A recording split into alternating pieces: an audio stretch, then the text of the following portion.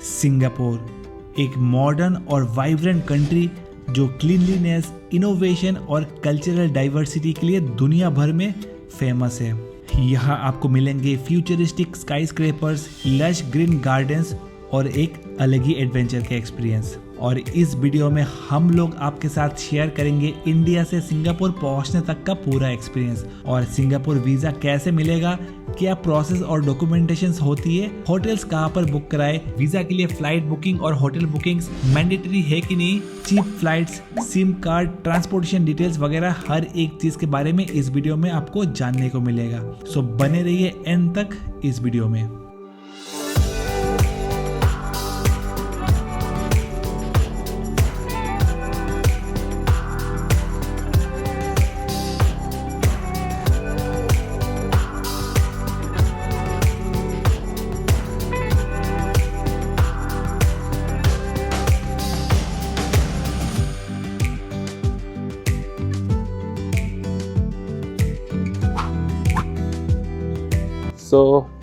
रात के बज रहे 12:30 और फिलहाल हम लोग हैं अभी चेन्नई इंटरनेशनल एयरपोर्ट में। और हम लोग कहाँ जा रहे हैं अभी? हम लोग कहाँ जा रहे हैं? आज मूड इसका एकदम अच्छा नहीं है। तो फिलहाल हम लोग जा रहे हैं आज सिंगापुर। तो फिलहाल welcome back to another video और एक नई सीरीज़ पर सिंगापुर जा रहे हैं हम लोग और वहाँ पर जाके हर एक जगह एक्सप्लोर करेंगे, आपके साथ भी शेयर करेंगे। लेकिन उससे पहले सिंगापुर पहुँचने के लिए क्या क्या डॉक्यूमेंट्स, क्या प्रोसेस है, हर एक चीज़ के बारे में डिटेल में बात करते हैं। तो उसके लिए एक अच्छी सी जगह ढूंढ कर बैठते पहले और फिर रिलैक्स होके आपको हर एक चीज़ डिटेल में बताते हैं, क्योंकि इसका मूड भी आज थोड़ा अच्छा नहीं है। क्यों रो रही है इतना? नहीं जाना है ट्रिप? पहली बार देखो ट्रिप जाने से पहले रोती है, वरना कभी नहीं रोती। वरना उसको नींद आ रहा है। उसको नींद ही आ रहा है। फ्लाइट का टाइम लेट हो गया लेट हो गया आज। जरूरी। वाह कैसे रो रही है। ठीक है। चलो चलो अभी सोने का टाइम हो गया। सबको देख के जो उसका भी सोने का टाइम मन हो गया। हाँ वही।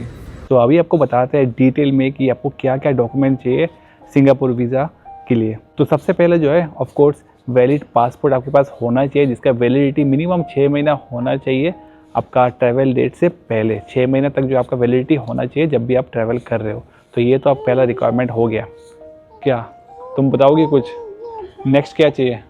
कुछ और ही लैंग्वेज बता रही। तो उसके बाद चाहिए पासपोर्ट साइज़ फ़ोटोग्राफ, जिसका डायमेंशन होगा 35 mm बाई 45 mm। वो आप कोई भी फ़ोटो स्टूडियो में जाकर बोलोगे तो उनको पता होता है और वो लोग बना के दे देंगे। जिसमें क्या होता है, कुछ रिक्वायरमेंट होता है, जिससे कि 80% आपका फेस विजिबिलिटी होना चाहिए पासपोर्ट साइज़ फ़ोटोग्राफ्स में। हर एक कंट्री का अलग अलग होता है। और साथ में फ़ोटोग्राफ वाइट बैकग्राउंड का होना चाहिए और वाइट टी-शर्ट अलाउड नहीं है। उसके बाद चाहिए आपका फॉर्म 14A, वो मेन वीज़ा के लिए मेन फॉर्म होती है, जिसमें आपका सारा डिटेल्स रहेगा। उसमें आपका एक पासपोर्ट साइज़ फ़ोटोग्राफ भी उसमें जो है आपको पेस्ट करना होगा और उसमें जो है क्रॉस साइन करना होता है। साथ में चाहिए होता है कुछ और एक्स्ट्रा डॉक्यूमेंट, जैसे कि अगर आप सैलरीड हो 3 महीने का पे स्लिप चाहिए होता है, और अगर आप बिजनेसमैन हो तो GST आप दे सकते हो। एक और चीज़, सबसे पहले जो है सिंगापुर वीज़ा आप जो खुद से नहीं अप्लाई कर पाओगे, उसके लिए आपको कोई ट्रैवल एजेंट के थ्रू ही कराना होगा। एक रास्ता है, अगर आपका जो है सिंगापुर में कोई जान पहचान का कोई है, फ्रेंड है, तो वो आपके लिए वीज़ा अप्लाई कर सकता है। तो उसमें जो है उसके लिए जो आपको कोई ट्रैवल एजेंट से कांटेक्ट करना ज़रूरी नहीं होगा। वो जो पर्सन आपका फ्रेंड और रिलेटिव्स होंगे वही आपका कर देंगे वीज़ा। और उस प्रोसेस में जो है आपको 14A फॉर्म के साथ साथ आपको V39A आपका जो फ्रेंड और रिलेटिव होंगे उनको फिल करना होता है। कुछ उसमें कुछ डॉक्यूमेंटेशन होती है, जिससे कि आप उनको जानते हैं, तो उस तरह का डिक्लेरेशन होती है उस फॉर्म में, जो वो फिल कर देंगे आपके लिए। साथ में आपको कुछ और डॉक्यूमेंट्स चाहिए होता है, जैसे कि आपको प्रूफ ऑफ फंड्स दिखाना होता है। अब ये जो है बहुत मतलब ट्रैवल एजेंट का अलग अलग होता है। जैसे कि हम लोग के केस में जो है हम लोग ने बुक कराया था मेक माई ट्रिप के थ्रू, और भी बहुत सारे ट्रैवल एजेंट्स हैं, आप जो है उनके थ्रू बुक करा सकते हो। तो उन लोग ने जो है हम लोग को बताया था कि 80,000 पर पर्सन आपके अकाउंट में होना चाहिए। अब इसका जो है कोई हार्ड एंड फास्ट रूल नहीं।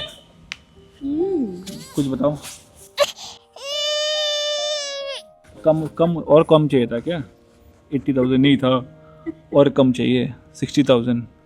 अभी कुछ हार्ड एंड फास्ट रूल नहीं है कि आपके पास अकाउंट में 80,000 पर पर्सन मतलब मान लो 2,40,000 अगर हम लोग 3 लोग हैं, ऐसा नहीं है कि हम लोग के अकाउंट में पहले से मतलब एक कंसिस्टेंट होना चाहिए। हम लोग के अकाउंट में भी इतना था नहीं। जिस अकाउंट मैंने दिया है बैंक स्टेटमेंट, उसमें कुछ था भी नहीं, 60-70 हज़ार रुपये होगा। बाकी जो है मैंने बाकी के अकाउंट से संगीता के अकाउंट से मैंने उस टाइम ट्रांसफ़र करके 1 हफ़्ता पहले जो है सारा फंड रेडी कर लिया था और फिर स्टेटमेंट दे दिया। साथ में आपको चाहिए होगा एक कवर लेटर जो आपका ट्रैवल एजेंट ही आपको प्रोवाइड कर दे कि बेसिकली उसमें सारा डिटेल्स रहता है कि आप क्या करते हो, कितने दिन के लिए जा रहे हो, आपके साथ कौन कौन है और क्या पर्पज़ है वगैरह वगैरह, वो सब डिटेल्स रहता है। और वो इसका जो कुछ फॉर्मेट होता है वो जो है आपका ट्रैवल एजेंट ही आपको दे देंगे। आप खुद से भी बना सकते हो, लेकिन उतना कुछ दिक्कत नहीं है, उसमें सिंपली फॉर्म है। हाँ, एक और चीज़, बहुत लोगों का डाउट होगा ये चीज़ कि पासपोर्ट में अगर आप ऐसे कपल जा रहे हो, हस्बैंड वाइफ, और स्पाउस का नेम अगर आपके पासपोर्ट पे नहीं मेंशन किया गया है तो उसके लिए क्या करना होगा। तो उसके लिए जो है आप अपना मैरिज सर्टिफिकेट दे सकते हो। वैसे आजकल जो है जितना भी लोग पासपोर्ट बनाते हैं बहुत ही यंग एज में बना लेते हैं शादी से पहले, तो किसी का भी बहुत लोगों का तो होता नहीं पासपोर्ट में नाम, जैसे कि हम लोग का भी नहीं था। तो उसके लिए जो मैरिज सर्टिफिकेट हम लोग ने दे दिया। हम लोग ने पूछा कि मैरिज सर्टिफिकेट चाहिए कि नहीं, हम लोग बोला हाँ चाहिए होता है। अच्छा है, दे देने से फिर से वही चीज़ है कि अगर फिर से कुछ डाउट हुआ तो फिर से आपको फिर डॉक्यूमेंट भेजना पड़ेगा, अलग से हैजल है। तो सारा डॉक्यूमेंट आप पहले से ही भेज दीजिए। वैसे सिंगापुर वीज़ा का जो है कॉस्ट होता है 1800 रुपीज़ और प्लस कुछ GST का चार्जेस होता है। लेकिन अगर आप ट्रैवल कंपनी के थ्रू कराते हो तो उसमें जो अलग अलग ट्रैवल कंपनीज़ का अलग अलग चार्जेस होता है। बहुत सारे ट्रैवल कंपनीज है, कुछ ट्रैवल कंपनीज 2500 में भी करा देते हैं, कुछ 3000। हम लोग ने जो 3,500 पर पर्सन का किया है। एक और सवाल है कि बच्चों के लिए वीज़ा चाहिए होता है कि नहीं। यस, बच्चों के लिए भी वीज़ा चाहिए होता है। हर एक जन के लिए जो है वीज़ा चाहिए होता है और उसका जो है फुल चार्जेस आपको पे करना होता है 3500 करके। अगर आप दूसरे कंपनी से कराते हो तो थोड़ा सस्ता भी हो जाता है। तो अब जो है एक थोड़ा लेंथी प्रोसेस है। अच्छा, लेंथी प्रोसेस के बारे में आगे जाकर आपको बताते हैं, लेकिन अभी हम लोगों का बोर्डिंग का टाइम हो गया है। तो फ्लाइट में आपको बाकी का सारा डिटेल्स शेयर करते हैं और सिंगापुर पहुंचकर कौन से होटल में हम लोग रुके थे और क्या चार्जेस था जानने को मिलेगा। चलो, बोर्डिंग का टाइम हो गया। अभी बच्चों के साथ ट्रैवल करने का एक फ़ायदा है कि हर एक जगह प्रायोरिटी मिलती है। तो हमको बच्चों के साथ ट्रैवल करने का ये फ़ायदा है कि सबसे पहले हाँ, इन्फेंट के लिए 2 साल तक जितना ट्रैवल करना है कर लो, फिर इसके बाद नहीं मिलेगा, लाइन पकड़ना होगा।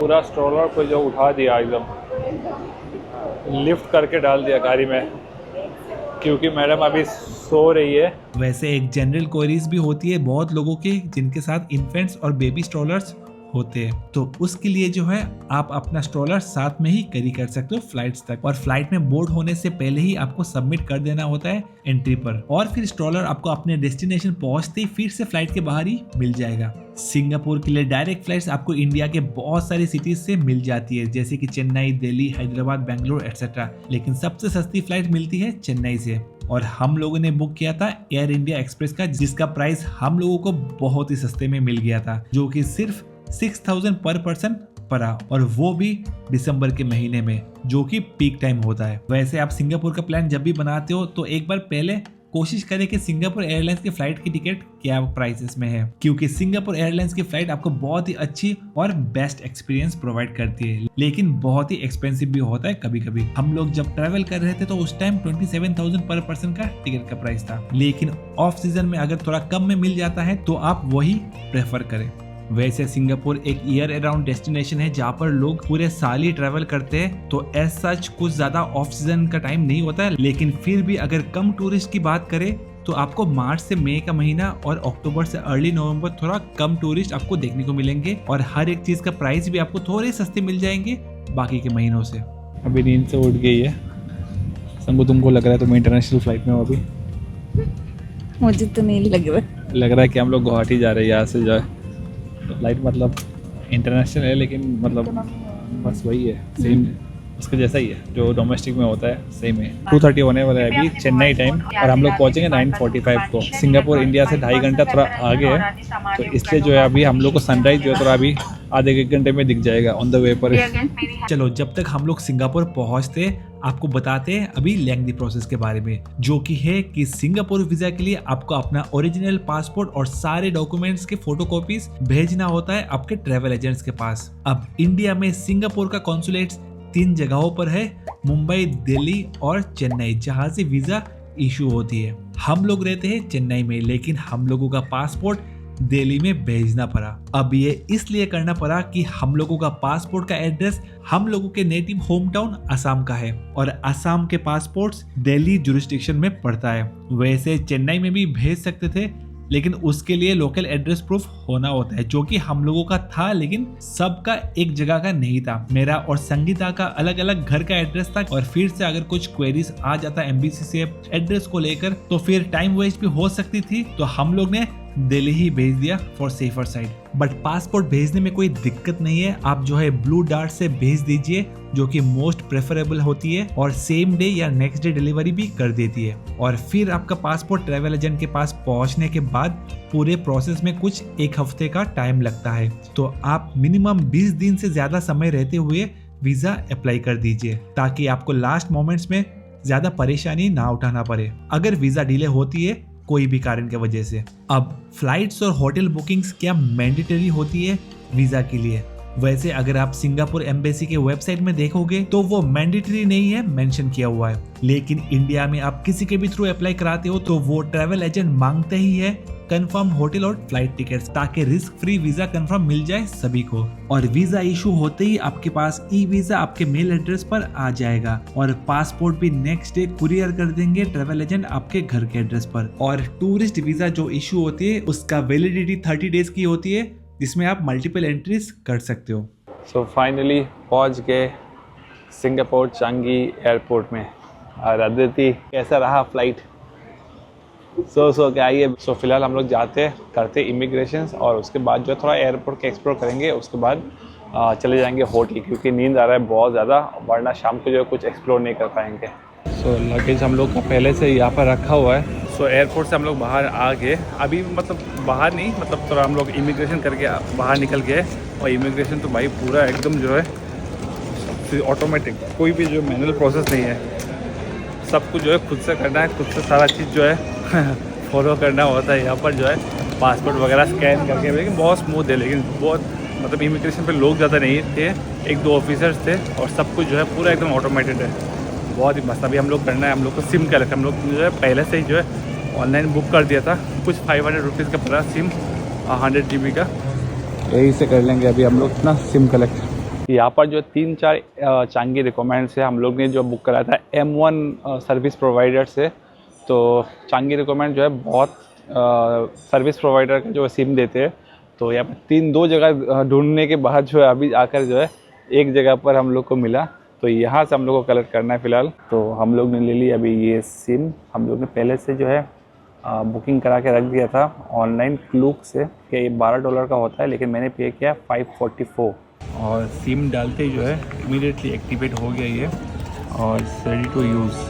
सिम कार्ड आप चाहो तो सिंगापुर पहुंच के कोई भी 7-Eleven स्टोर से भी ले सकते हो, और अगर आप ऑनलाइन पहले से ही बुक कर देते हो तो आपको हाफ प्राइस में ऑफर में मिल जाती है, जैसे हम लोग ने किया था। वैसे सिंगापुर में हर एक जगह पर फ्री वाईफाई अवेलेबल है, तो कैब वगैरह बुक करने में कोई दिक्कत नहीं होगा आपको, अगर आपके पास सिम भी नहीं है तो इमिग्रेशन और सिम लेने के बाद अभी हम लोग आए हैं 2nd फ्लोर पर, और ये फ्लोर देखो, यहाँ का जो माहौल देखो भाई साहब, क्या सही लग रहा है।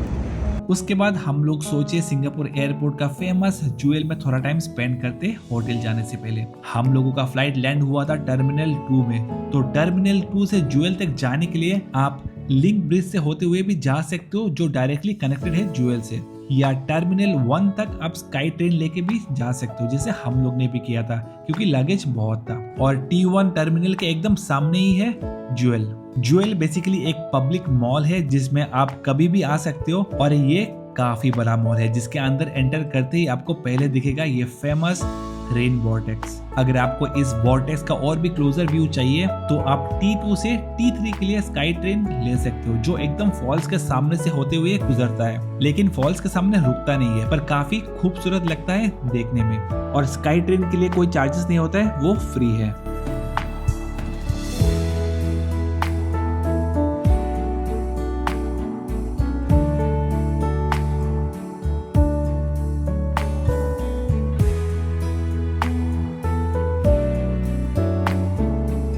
सिंगापुर एयरपोर्ट और ज्यूएल में करने के लिए इतने सारे चीजें हैं कि उसके लिए आपको अलग से टाइम चाहिए होगा। और हम लोग भी इस जगह को अच्छे से एक्सप्लोर करेंगे आखिरी दिन रिटर्न के वक्त। लेकिन अगर आप सिंगापुर और मलेशिया का ट्रिप एक साथ कर रहे हो, जो बहुत लोग करते भी है, तो आपको अराइवल के टाइम ही अलग से कुछ टाइम हाथ में रखना पड़ेगा ज्यूएल को एक्सप्लोर करने के लिए। लेकिन फिलहाल हम लोग भी निकलते हैं यहाँ से, जिसके लिए हम लोग ने बुक करा लिया एक टैक्सी ग्रैब ऐप के थ्रू। और हम लोग का कैब आएगा यहाँ पर डोर 5 पर। ऐसा डोर नंबर दिया होता है यहाँ पर, तो आपके बस डोर के सामने वेट करना होता है और ऑटोमेटिकली जो है कैब वहीं पर आके वेट करेगा आपका।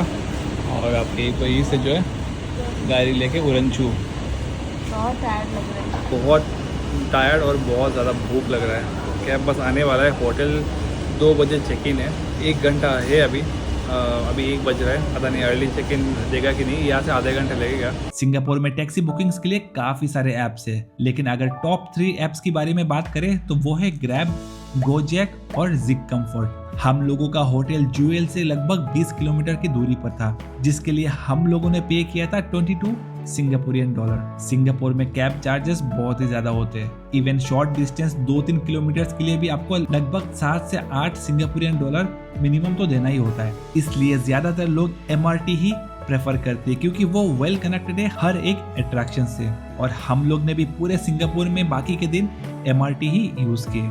लेकिन एयरपोर्ट से ऑफ कोर्स आपको कैब ही प्रेफर करना चाहिए, क्योंकि लगेज भी होती है साथ में, और MRT के लिए आपको चलना भी पड़ता है बहुत सारा। पर वो ऑप्शंस भी अवेलेबल है, आप चाहो तो MRT से भी जा सकते हो एयरपोर्ट से अपने होटल के लिए, अगर कम लगेज है साथ में। और कुछ 20 मिनट के आसपास लगा हम लोगों को होटल तक पहुंचने में। और होटल का नाम था Village Hotel by Albert Court. और होटल के प्राइसेस क्या है सिंगापुर में और हम लोग ने कितना पे किया इस होटल का, वो आपको चेक इन करके रूम में जाकर रूम टूर के साथ बताते हैं। तो आफ्टर टायरिंग जर्नी और पूरा दिन के सफ़र के बाद जो है हम लोग अभी आ गए अपने रूम पर। और ये रहा हम लोग का रूम सिंगापुर में आज, लेकिन नेक्स्ट 5 डेज़ के लिए। तो हम लोग यहाँ पर 5 नाइट्स 6 डेज़ रुक रहे हैं सिंगापुर पे। सो ये रहा हम लोग का रूम। वैसे सिंगापुर में ज़्यादातर होटल में रूम्स जो है बहुत ही छोटे होते हैं, लेकिन ये रूम थोड़ा अच्छा है, देख सकते हो काफ़ी स्पेशियस भी है। ट्रॉली वगैरह रखने के लिए जो है जगह भी है। यहाँ पे जो आराम से एक पैसेज है जहाँ पर जो है ट्रॉली वगैरह रख सकते हैं। और आपको एक रूम टूर देते। तो बेड ठीक है, इस तरह तो हम लोग नहीं सो पाएंगे, जगह नहीं होगा। हम लोग को इस तरह ही तो सही है, पर ये मैडम जो है ना इधर से उधर कूदती रहती है। इसका कोई दिक्कत नहीं है। क्या खुश हो गए, देखो क्या है, जूता लेके खुश हो गई है। तो हम लोग को इस ऐसा करके सोना होगा, साइड साइड होके। और एक बार दिखा देते, ये रहा बाथरूम, बाथटब है यहाँ पर एक। अच्छा है, क्लीन है, नीट है। बस होटल थोड़ा पुराना है। ये होटल जो है हम लोग लिए है लिटिल इंडिया में। और लिटिल इंडिया का जो मेन मार्केट एरिया है यहाँ से कुछ मतलब 200 से 300 मीटर चल के जा सकते हैं। और पूरा प्रॉपर मार्केट एरिया है। यहाँ से जो है मरीना बे सैंड्स भी बस 2.5 किलोमीटर के आसपास है डिस्टेंस, कुछ 10 मिनट लगता है पहुंचने में। और यहाँ से एक विंडो भी है, यहाँ से देख सकते सिटी व्यू, वो दिखाते हैं, देख सकते हो। और इस होटल का हम लोग ने पे किया है 5 रात के लिए अराउंड 42,000। तो आप पकड़ के चल सकते हो 8,000 के करीब हम लोग ने पे किया है। सिंगापुर में होटल्स बहुत ज़्यादा महंगे होते हैं। हम लोग को लगा था और भी ज़्यादा महंगा होगा, लेकिन अब क्योंकि अभी दिसंबर का महीना है, लेकिन प्राइस मुझे ठीक ही लगा। दिसंबर मुझे लगा बहुत ज़्यादा कॉस्टली होगा, लेकिन जब मैंने बाकी के महीने में जब चेक किया ऑफ सीज़न के टाइम पर, तो उस प्राइस में ही मिला मुझे। तो उल्टा थोड़ा कम भी मिल गया, थोड़ा डिस्काउंट वगैरह लगा के जो है 40,000 के आसपास, 42,000 के आसपास हम लोग को पड़ा ये होटल 5 नाइट्स के लिए। अदरवाइज़ यहाँ पर और भी कैप्सूल होटल्स होते हैं, छोटे छोटे पॉड्स होते हैं जहाँ पर आप 2 लोग रह सकते हो। उसका चार्जेस 4,500-5,000 का होता है। अब हम लोग के साथ बच्चा है, हम लोग के साथ लगेज भी जब बहुत ज़्यादा है, तो ये थोड़ा अच्छा होटल चाहिए। और साथ में जो है बहुत सारे होटल्स है यहाँ पर इसी रेंज में मिलता है आपको, लेकिन स्पेस बहुत कम है। ये होटल थोड़ा पुराना है, लेकिन स्पेस बहुत है इसमें, स्पेशियस है। यहाँ पर लगेज रखने के लिए पूरा अच्छा है, लेकिन फर्नीचर वगैरह थोड़ा जो है सिंगापुर के कंपैरेटिवली थोड़ा स्पेशियस है। हाँ, सिंगापुर के हिसाब से जो है थोड़ा ज़्यादा स्पेस है इसमें। ब्रेकफास्ट इंक्लूडेड नहीं है इसमें, हम लोग ने ब्रेकफास्ट नहीं करवाया, उसका अलग से चार्ज कर रहे थे, लगभग अराउंड 20,000 एक्स्ट्रा ब्रेकफास्ट के लिए 5 रात के लिए। सामने मार्केट है, 7-Eleven स्टोर है, तो कोई दिक्कत नहीं उसमें। तुमको क्या करना है? जूता ही खाना है आज, खाना नहीं खाना है? हाँ जूता ही खाना है तुमको? होटल्स के लिए आप और भी बहुत सारे जगहें हैं जहाँ पर रुक सकते हो, लाइक लेवेंडर, बुगीज, ऑर्चर्ड रोड, और वहाँ से भी अच्छे कनेक्टिविटी है हर मेन अट्रैक्शंस के लिए। और आप कोशिश करें कि सिंगापुर सुबह सुबह पहुँच जाए ताकि पहला दिन ही आपके पास कुछ टाइम हो शाम को कुछ जगहें एक्सप्लोर करने के लिए, जिसमें आप जा सकते हो मर्लायन पार्क और मरीना बे सैंड्स। लेकिन वो सब डिटेल्स आपको नेक्स्ट वीडियो में जानने को मिलेगा।